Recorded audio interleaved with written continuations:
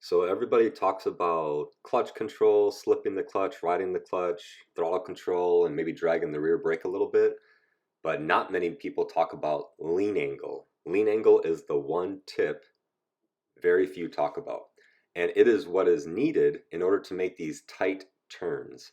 So if you're trying to do U-turns, you're trying to practice figure eights, do my MotoJitsu drills, you have to have a good amount of lean angle in order to make these tight turns.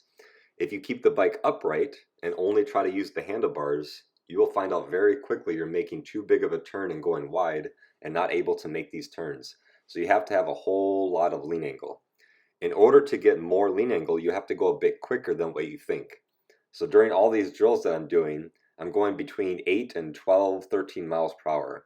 If you only try to go 5 miles per hour, you will not be going fast enough to make the bike lean enough in order to make these tighter turns. So you have to get to the point where you're thinking, I want to lean this bike all the way over.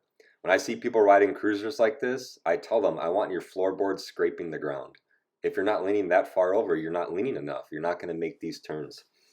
I also try to give people a mental image of try to put your inside handlebar on the ground. So if you're going left, push that handlebar all the way down to the ground. Get way more lean angle.